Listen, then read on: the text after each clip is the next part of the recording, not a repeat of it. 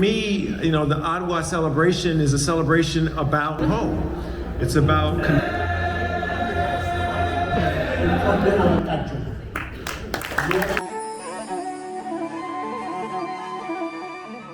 Hey guys, I'm back on Merkamsa Tube. We're here with another video, and I just want to say, make sure to subscribe, like, and share. So I'm going to come up there, and I better see you guys subscribe, okay? Are you subscribed?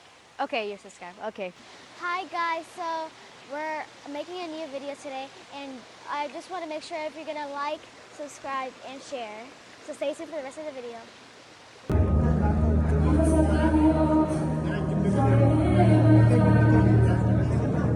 ሰላም ጤና ይስጥልኝ ውድ የመልካምሳ ቲዩብ ቤተሰቦች እንዴት አላችሁ? በያላችሁበት ሰላም ለእናንተ ይሁን። እንኳን ለ130ኛው የአድዋ የድል በዓል አደረሳችሁ አደረሰን። በዓሉ የሰላም ይሁንልን። እንግዲህ ዛሬ በዚህ በናሄም ተገኝተን የነበረውን ፕሮግራም ወደ እናንተ እናቀርባለን። ተከታተሉ።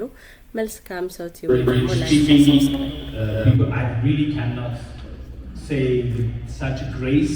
and relay the message, but I can give you the highlight of what our father really sent a message to us. One is the Battle of Adwa. If you really look at it, you cannot really calculate and say Ethiopia will win the Italians. At that time, they were the powerful and we were the underdog. But somehow with the Spirit of God, we were able to win. So it's not about only a human strength, but a spiritual strength as well. And he also emphasized about the unity of us with all black people around the world. African Americans here, Africans, and everywhere we are, it's a symbol for all black people. Even though the world sees us as less, Adwa was a significant moment that we defined and we said no more, and then really defeated the Italians. Another thing that we point out, we didn't go to occupy their land, or we did not stop the war. They came and knocked on our door, and we were able to defend ourselves and be victorious. And then he also quoted a Bible from Psalm. I don't remember the verse, but it's all about unity. And the one thing, the example that he gave in the corporate world in DC, 2 Ethiopians, 1 Muslim, 1 Orthodox. The Muslim was about to get laid off, and he had family and all, that he was not in a good situation to be laid off. And then the other Orthodox Ethiopian, who was his co-worker, heard about the layoff, went and talked to the supervisor and said, lay me off instead of him. And this is a true story, and he knows the family. And the manager said, yes. And the manager said, this is incredible, I never heard this. And they were really shocked that someone would give up their job for a brother.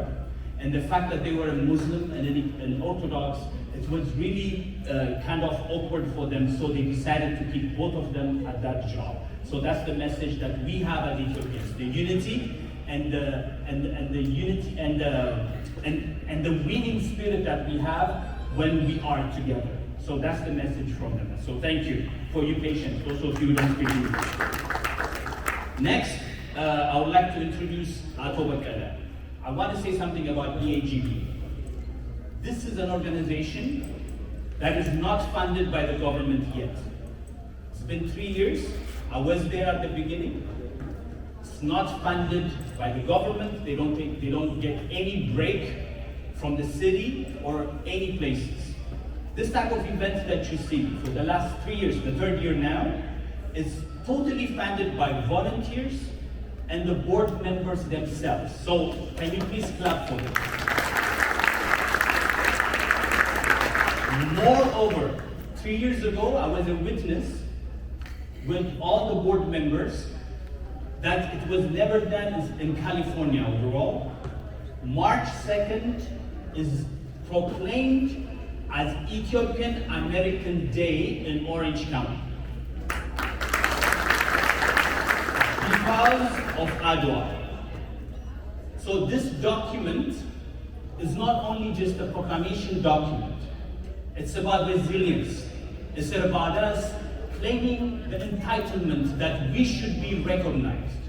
So EAGB is such a good organization. Please keep supporting this group so that the future events can even be bigger than this. We can have a whole weekend, a 2-day event, if possible.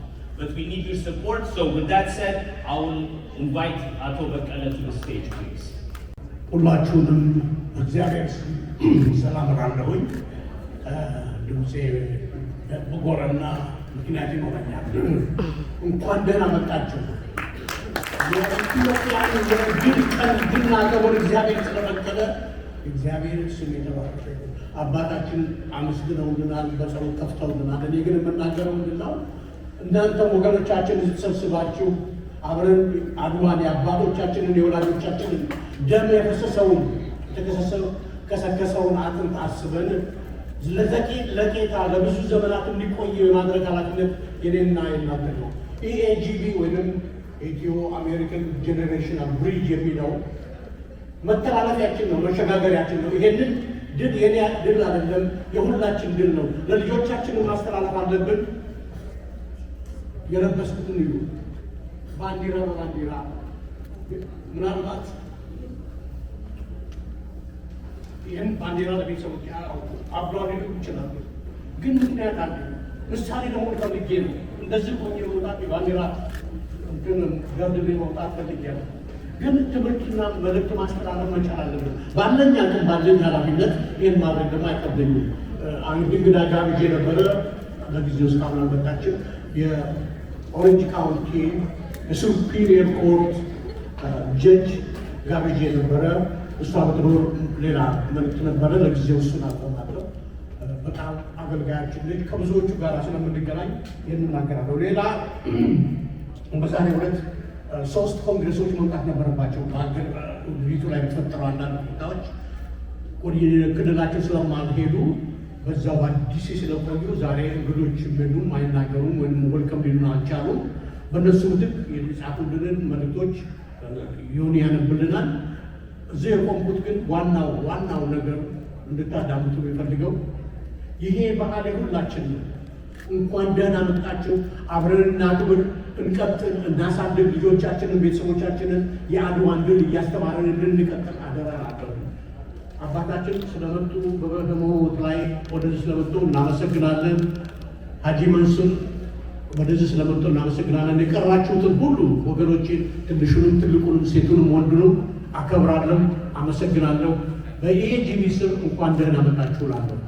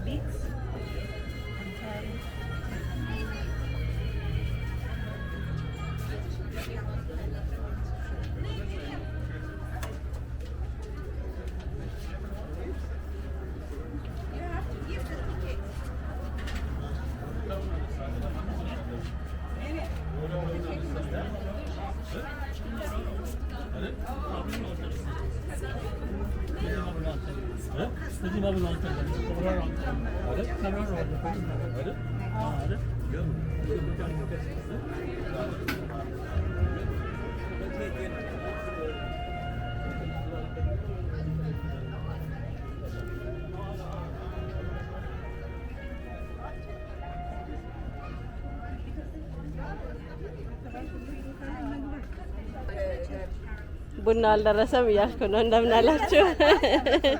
እሺ እንኳን አደረሳችሁ።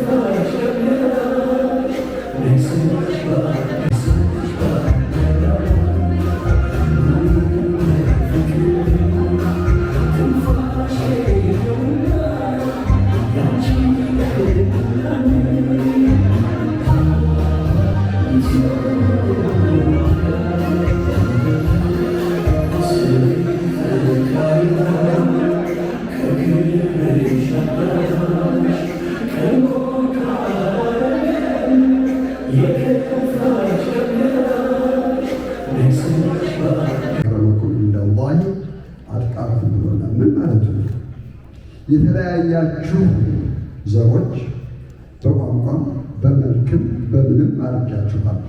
ነገር ግን ከእናንተ የሚለየው ጥሩና የኔን መንገድ ተከትሎ ለሰው ልጅ የሚቆሙ ነው ብሎናል። አላህ ስብሓነሁ ወተዓላ አሁን ፈጣሪ ለእኛ የሰጠን ነገሮች አሉ። አድዋ ጦርነት አይደለም፣ የሰው ልጅ መብት መጠበቅ ማለት ነው። የጥቁር አይደለም፣ የጥቁር አይደለም። የፍጡራንን ሁሉ ማንም አላህ የፈጠረው ፍጡር ሁሉ መብት አለው የመኖር፣ በሰላም የመኖር አለው። ያንን ሊወስዱ የሚመጡትን ሰዎች መከላከል ማለት ነው። ለነፃነት፣ ለክብር፣ ለአንድነት፣ ለፍቅር የታገሉት ሕይወታቸውን የሰጡት ለዚህ ነው። ኢትዮጵያ ደግሞ በነቢዩ መሐመድ በኩል ደግሞ ሂዱ፣ ጥሩ መሪ አላት። እስላም ነው ክርስቲያን ነው አላም፣ ሂዱ፣ ጥሩ መሪ አላት፣ የሰላም ሀገር ነች፣ የተባለች ሀገር ነች። ደግሞ እኛስ ምንድን ነው የምናደርገው? ምንድነው ኃላፊነታችን? ሲያለን ሁልጊዜ አላህ የሚያዘን ነገሮች አሉ። አንድ ሰው ምን አይነት ሰው መሆኑን ሳይሆን ምን ዘር ነው ሳይሆን ምን ቋንቋ የሚናገር ሳይሆን ጥቁር ነው ነጭ ነው ሳይሆን የሰው ልጅ በመሆኑ ሲጨቆን ሲገፋ ብለው አይደለም ያን ሁሉ ጦርነት የተዋጉ ያሉት። በምንድነው? የሰው ልጆች ነን፣ የሰው ልጅነን ሊጨቁን መጣ። አገራችን አገር ምንድነው? አገር ምንድነው? አዎ በነቢ መሐመድ ጊዜ ጦርነት ነበረ። የአላህን እርዳታ አባታችን ነግረውናል። ፈጣሪ እንዴት ከትክክለኛ ነገር ላይ እንደሚቆም አባታችን አስተምረውን ሂደዋል። ትክክል ነው። በነቢ መሐመድ ጊዜም ታሪክ አለይሂ ሰላቱ ወሰላም በድር የሚባል ጦርነት ነበረ። 10,000 ሆነው 3,000 ነው ያስተነፏቸው። 10,000 በደንብ የታጠቀ ሁሉ ሚሊተሪ እንትን ያለው ነው የነበረ። 3,000 ግን ምንም የላቸው፣ እንጨት ይዘው ነበር ይሄዱ። በአድዋ ላይ የታየው እሱ ነው። የአላህ ፓወርና የአላህ አንድ ለምን ትክክል ነገር የቆሙ ስለሆኑ ነው። እኛም ደግሞ አገራችን አላህ ሰላም ያርግልን። አገርን ሰላም የሚያደርገው ደግሞ አላህ እኛ ውስጣችን ሰላም ሲሆን ነው። እኔ ለወንድሜ ትግሬ ነው፣ ኦሮሞ ነው፣ አማራ ነው ሳልል አይ እኮ የኔ ልጅ በሂውማኒቲ ወንድሜ ነው ብዬ ያሰብኩና ለሱ ጥሩ ስመኝ ያኔ ነው አላህ ከኛ የሚጨመረው። ስለዚህ ሀገራችን አላህ ሰላም ያርገው። እያንዳንዳችን ከዚህ ያለነው ማድረግ የምንችለው ነገር አለ። እያንዳንዳችን ፈጣሪ የሰጠን ልዩ የሆነ ኃይል አለ። እያንዳንዳችን በዛች በተሰጠን ለምሳሌ ልንገራችሁ፣ ናሌጅ አለ፣ ዊዝደም አለ። አላህ ቁርአን ላይ ሲጠቅስ ምን አለነ? ሲያስተምረን ናሌጅ ተማሩ፣ አስተምራችኋለሁ፣ ተማሩ፣ ሂዱ፣ የሰጥቻችኋለሁ አለነ። ዊዝደማውን ግን የምሰጠው እኔ ነኝ። ምንድነው ያ ዊዝደም? ሰውየው ሳይማር ትምህርት ቤት ሳይገባ ለሰው ልጆች ቆሞ የሚታገል ሰው የለም።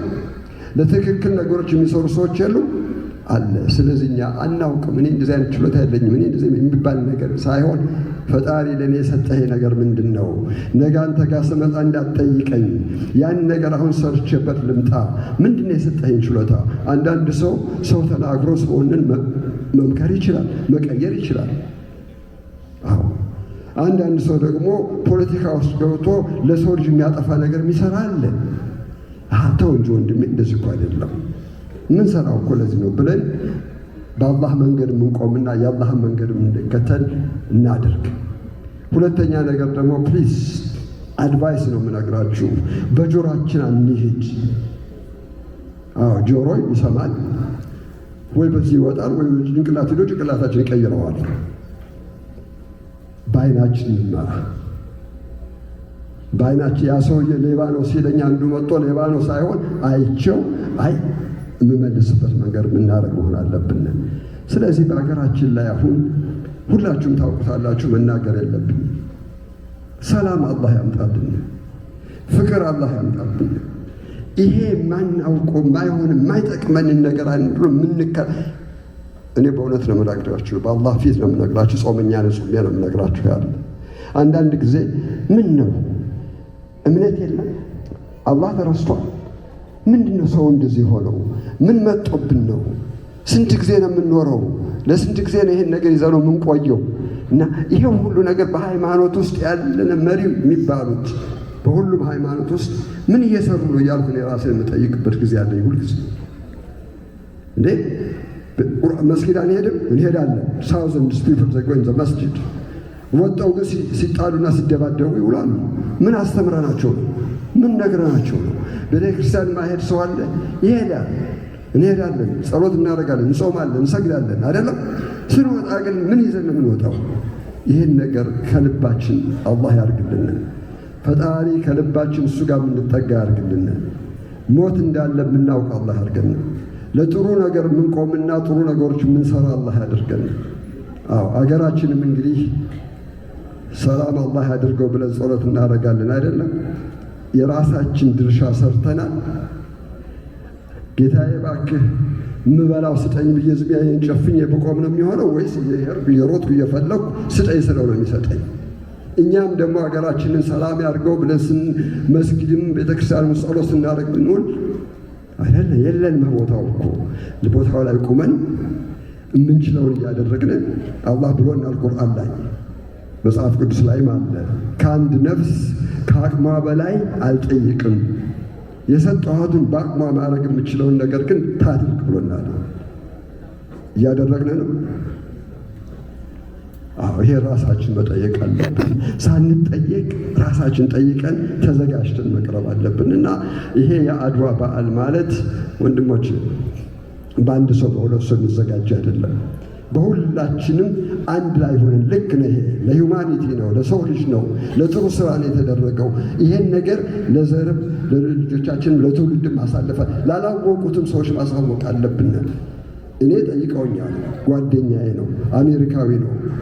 ዋትስ አን አድዋ ብሎ አለኝ። ዚስ ኢዝ ፍሪደም ነው፣ ስለ ሂውማኒቲ ነው። ነጭ ነው ሰውየው ይሄን የሚለኝ። ምን ማለት? አይ ነጮች አፍሪካ እንዲገዙ መጥተው እንዲያረጉ አላልኩትም። ኦፕሬስ ለማድረግ መጥተው እንዲህ አይነት ነገር ሲሆን ህዝቡ አንድ ላይ ሆኖ ዲፌንድ ያደረገበትና ነፃነቱን ያስከበረበት ሀገር ነው። እኔ ምን ነበረ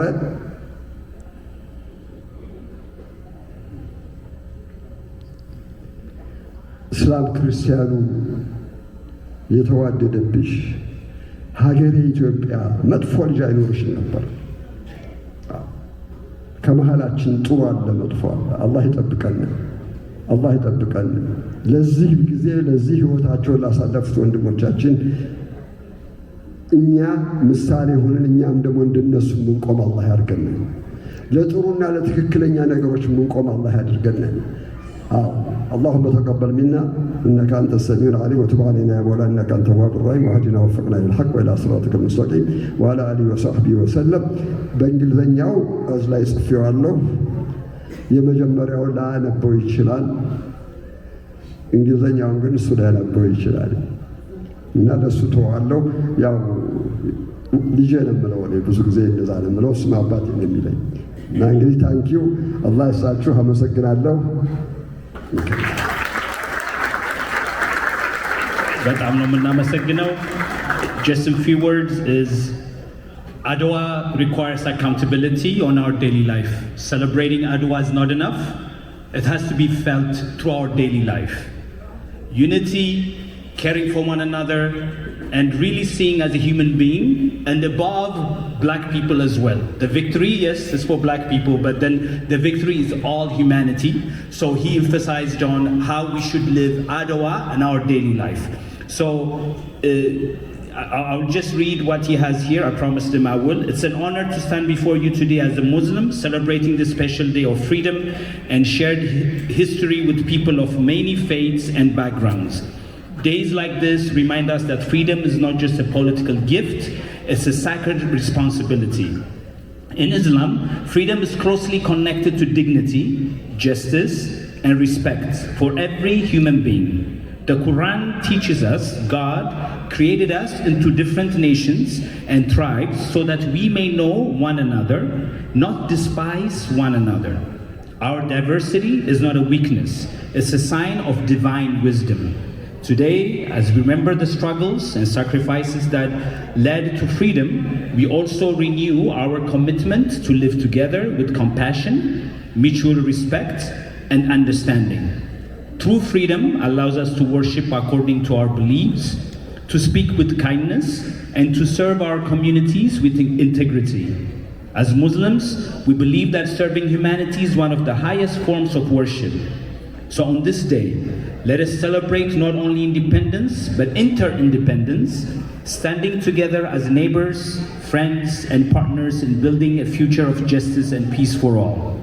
May Allah bless this gathering, bless our community, and guide us to work together for the common humanity rights.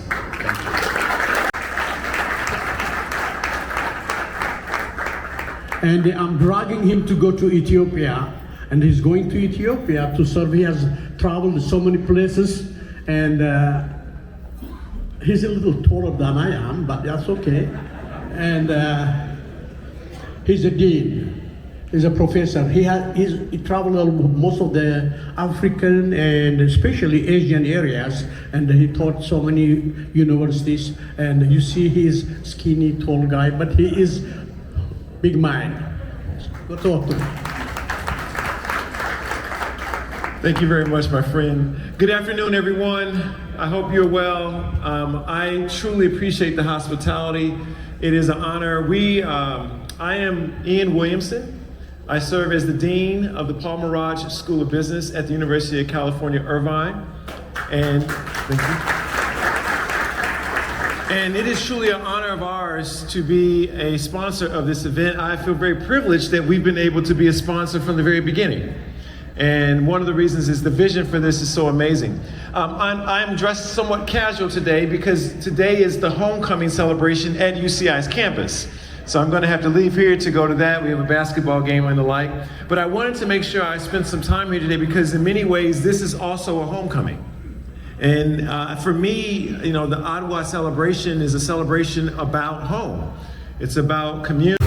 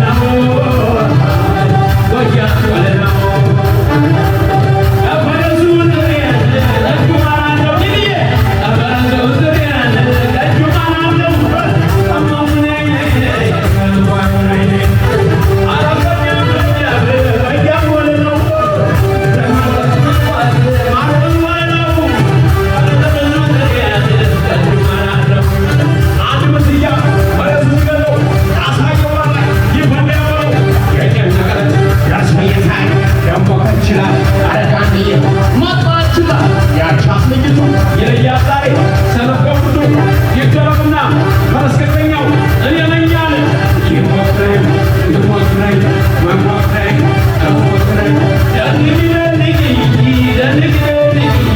ደንግደንግ በሽማግሌ ፊት መጠች ትመረቅ ያለማኔ ቤቴ አታውቀው ብሎ በራፋሎ ምንኳን አዙመ